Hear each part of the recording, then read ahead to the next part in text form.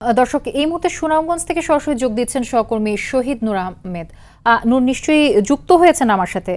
নূর, আমি দর্শককে বলছিলাম প্রায় 20,000 মানুষ সুনামগঞ্জে পানিবন্দী রয়েছেন। তো বর্তমানে আসলে কত সংখ্যক পরিবার পানিবন্দী রয়েছেন এবং তাদের বিষয়ে আসলে প্রশাসনের পক্ষ থেকে কোনো ব্যবস্থা নেওয়া হয়েছে কিনা, কি অবস্থা দেখছেন জানাবেন।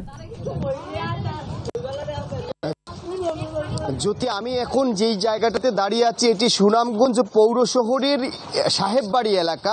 আমি জানিয়ে রাখি, শুধু সাহেববাড়ি এলাকা নয়, জেল রোড, লঞ্চঘাট, উকিলপাড়া, নবীনগর সহ সুনামগঞ্জ শহরের কয়েকটি জায়গাতে মূলত যে সুরমা নদীর পানি পাহাড়ের যে ঢল এসে কিন্তু প্লাবিত হয়েছে।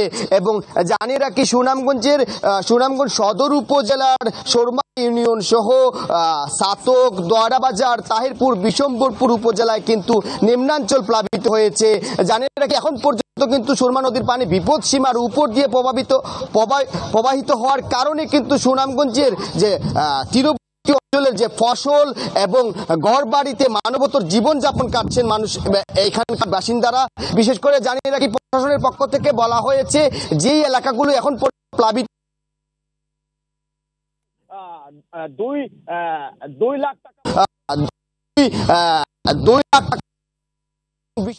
অন্যান্য সহায়তা পৌঁছে দেয়। বাকি উপজেলাগুলোতে ক্রমান্বয়ে আসলে ক্ষয়ক্ষতির পরিমাণের দিক দিয়ে বোঝা যাবে আসলে কতটুকু ক্ষয়ক্ষতি হয়েছে এবং সেই জায়গাতে আসলে তারা সহযোগিতা পৌঁছাবে।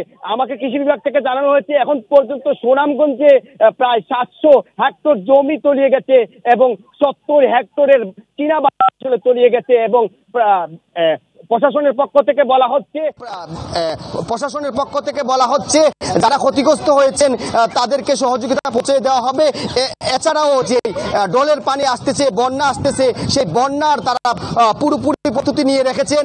2টি শেল্টার আসলে তারা এখন পর্যন্ত রেখেছেন যাতে মানুষ সেখানে আশ্রয় নিতে পারেন এবং সেই জায়গাটাতে ক্ষয়ক্ষতির জায়গাটা তারা আসলে মানুষকে এই জায়গাটাতে যাতে পরিমাণ কমিয়ে আনতে পারেন মানুষের কাছে বার্তা দিচ্ছে। তো এই ছিল মূলত সুনামগঞ্জের সাহেববাড়ি এলাকা থেকে বন্যা পরিস্থিতির সর্বশেষ খবরাখবর।